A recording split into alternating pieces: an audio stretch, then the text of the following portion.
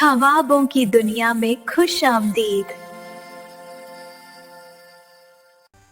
अगर आप भी चाहती हैं कि अगली स्टोरी में आपका नाम आए तो कमेंट्स में जरूर लिखना। एक अजीमुल शान सल्तनत में जहां बुलंद पहाड़ बादलों को छूते थे और दरिया चांदी की तरह चमकते हुए जमीन को जिंदगी देते थे, एक शहजादी रहती थी जिसका नाम ज़ैनब था। वो बेहद खूबसूरत थी, मगर उसकी असल पहचान उसका नरम दिल और गहरी सोच थी। वो अक्सर महल के वसी बागात में अकेली घूमती रहती, जैसे किसी अनदेखी कहानी का इंतजार कर रही हो। बचपन से ही उसके दिल में एक अजीब सी बेचैनी थी, जैसे उसकी तकदीर में कुछ खास लिखा हो। दूसरी तरफ एक दूर दराज सल्तनत में शहजादा अहमद रहता था, जो बहादुरी, इंसाफ और सच्चाई की अलामत था। उसकी बहादुरी के किस्से दूर दूर तक मशहूर थे, मगर उसकी ज़िंदगी का एक ऐसा मोड़ आने वाला था जो सब कुछ बदल देगा। एक दिन उसके महल में एक पुरस्कार जादूगरनी आई, जिसकी आंखों में ताकत और गुरूर झलक रहा था। उसने अहमद को एक ताकतवर इत्तेहाद की पेशकश की, मगर अहमद ने उसकी नीयत में छिपी बुराई को पहचान लिया और साफ इनकार कर दिया। ये सुनकर जादूगरनी गुस्से से कांप उठी और उसने बद्दुआ दी कि तुम एक सुनहरी मोर बन जाओगे और उस वक्त तक इसी शक्ल में रहोगे जब तक कोई तुमसे सच्ची मोहब्बत ना करे। एक लम्हे में अहमद एक शानदार सुनहरी मोर में तब्दील हो गया, जिसके पर ऐसे चमक रहे थे जैसे सूरज की रोशनी उसमें कैद हो, और वो एक जादुई जंगल में अकेला भटकने लगा। वक्त गुजरता गया और एक दिन शहजादी ज़ैनब एक शाही सफ़र पर अपने रथ में सवार होकर एक जादुई जंगल की सैर के लिए निकली। जैसे ही वो जंगल की गहराई में पहुंची, उसकी नज़र एक हैरत अंगेज सुनहरी मोर पर पड़ी, जिसकी खूबसूरती देखकर वो हैरान रह गई। उसके दिल में एक अजीब सी कशिश पैदा हुई और उसने फौरन हुक्म दिया कि इस मोर को महल ले जाया जाए।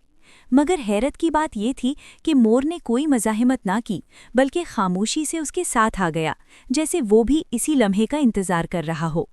महल में ज़ैनब ने उस मोर का बेहद ख्याल रखा, उसके लिए एक खूबसूरत बाग तैयार करवाया, जहाँ सुनहरी रोशनी में फूल खिलते थे।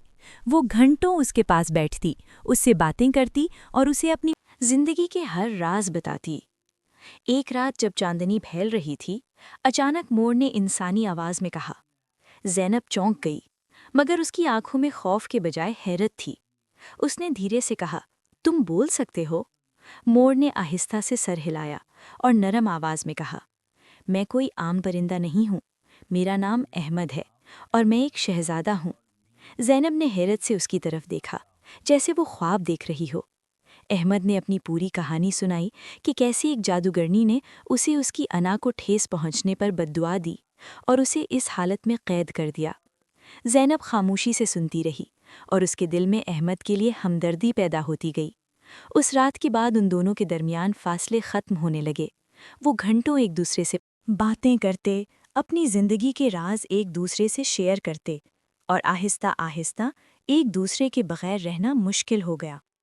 अहमद ज़ैनब को जंगल की पोशीदा खूबसूरती के बारे में बताता, उसे ऐसे मकामात पर ले जाता जहां जादुई रोशनी दरख्तों से टपकती महसूस होती थी, और ज़ैनब उसे महल की ज़िंदगी के किस्से सुनाती। दोनों एक दूसरे की दुनिया बन गए, मगर ये सुकून ज़्यादा देर कायम ना रह सका। जादूगरनी को ये सब मालूम हो गया और वो एक बार फिर वापस आई। इस बार उसका गुस्सा पहले से ज़्यादा खतरनाक था। उसने महल के गिर्द अंधेरा फैला दिया और ज़ैनब को धमकी दी कि अगर उसने अहमद को छोड़ा नहीं तो वो उसकी पूरी सल्तनत को तबाह कर देगी। मगर ज़ैनब ने हिम्मत नहीं हारी। उसने मजबूत आवाज़ में कहा कि मोहब्बत किसी खौफ के आगे नहीं झुकती। जादूगरनी ने गुस्से में आकर एक ख़तरनाक जादू किया, जिससे आसमान स्याह हो गया, तेज़ हवाएं चलने लगीं और ज़मीन लरज़ने लगी। अहमद ने ज़ैनब को बचाने की पूरी कोशिश की, मगर वो अभी भी अपनी मोर वाली हालत में था। ज़ैनब ने उसका हाथ थामकर कहा कि मुझे तुम्हारी शक्ल से कोई फ़र्क नहीं पड़ता, मैं तुमसे मोहब्बत करती हूँ। उसके अल्फाज जैसे ही फ़िज़ा में गूंजे, एक तेज़ रोशनी ने हर तरफ को अपनी लपेट में ले लिया। अहमद के सुनहरी पर चमकने लगे और उसके इर्द गिर्द जादू टूटने लगा।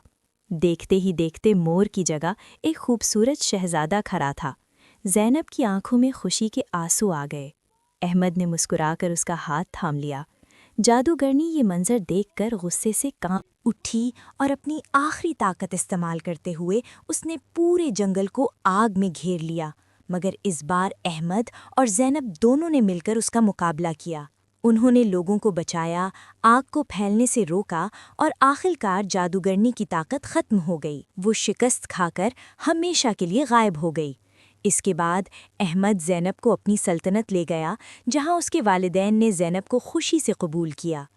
وہاں ان کی شاندار شادی ہوئی اور پورے ملک میں خوشیاں منائی گئیں، مگر ان کی زندگی صرف خوشیوں تک محدود نہ رہی۔ انہوں نے اپنی سلطنت کو ایک مثالی ریاست بنانے کا عزم کیا۔ انہوں نے انصاف کو مضبوط کیا، غریبوں کی مدد کی اور ہر اس شخص کا ساتھ دیا جو مشکل میں تھا۔ وقت گزرتا گیا، مگر ان کی محبت پہلے سے زیادہ مضبوط ہوتی گئی۔ ایک دن وہ دوبارہ اسی جادوئی جنگل میں گئے جہاں ان کی محبت کی کہانی نے پہلی بار جنم لیا تھا، مگر اس بار سب کچھ مختلف تھا۔ درخت پہلے سے زیادہ سرسبز تھے، ہوا میں ایک عجیب سی روشنی گھلی ہوئی تھی اور ہر طرف ایک پرامن خاموشی چھائی ہوئی تھی، جیسے جنگل خود ان دونوں کا استقبال کر رہا ہو۔ زینب نے آہستہ سے کہا کہ یہ جگہ پہلے جیسی نہیں رہی۔ احمد مسکرایا اور بولا، کیونکہ اب یہاں خوف نہیں بلکہ محبت کی کہانی بس چکی ہے۔ وہ دونوں آہستہ آہستہ اسی راستے پر چلنے لگے جہاں زینب نے پہلی بار سنہری مور کو دیکھا تھا۔ اچانک انہیں ایک پرانا درخت نظر آیا جس کے نیچے ایک چھوٹی سی روشنی چمک رہی تھی۔ جب وہ قریب گئے تو دیکھا کہ وہاں ایک زخمی ہرن پڑا تھا۔ زینب فوراً اس کے پاس بیٹھی اور اس کی مدد کرنے لگی۔ احمد نے پانی لا کر دیا اور دونوں نے مل کر اس کی مرہم پٹی کی۔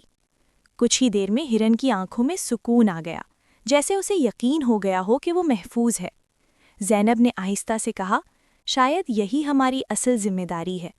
احمد نے سر ہلا کر کہا کہ ہاں، صرف اپنے لیے نہیں بلکہ ہر اس مخلوق کے لیے جو مدد کی محتاج ہو۔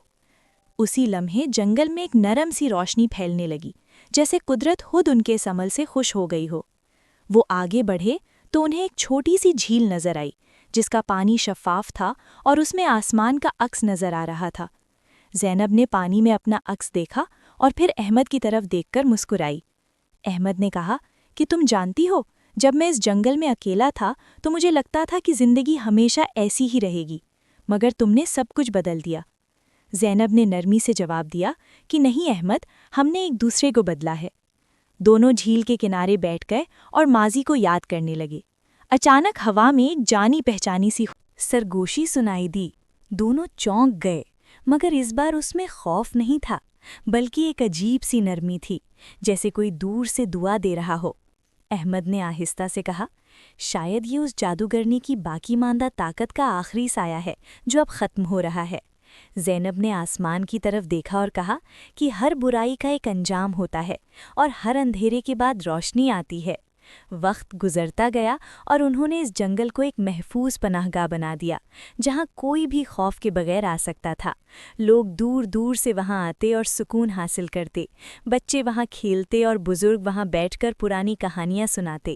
زینب اور احمد اکثر وہاں جاتے اور لوگوں کے ساتھ وقت گزارتے۔ ان کی موجودگی سے لوگوں کو حوصلہ ملتا۔ ایک دن ایک چھوٹی بچی ان کے پاس آئی اور اس نے پوچھا، کیا واقعی محبت جادو سے زیادہ طاقتور ہوتی ہے؟ زینب نے مسکرا کر اس کا ہاتھ تھاما اور کہا، ہاں، اگر محبت سچی ہو تو وہ جادو کو ہرا سکتی ہے۔ احمد نے بھی کہا کہ محبت صرف دو لوگوں کے درمیان نہیں ہوتی بلکہ یہ ایک طاقت ہے جو پوری دنیا کو بدل سکتی ہے۔ سال گزرتے گئے مگر ان کی کہانی کبھی پرانی نہ ہوئی۔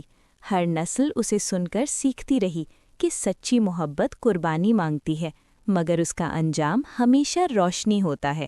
اور یوں زینب اور احمد کی کہانی ہمیشہ کے لیے ایک ایسی روشنی بن گئی جو ہر اس دل کو راستہ دکھاتی رہی جو کبھی اندھیرے میں کھو جاتا ہے۔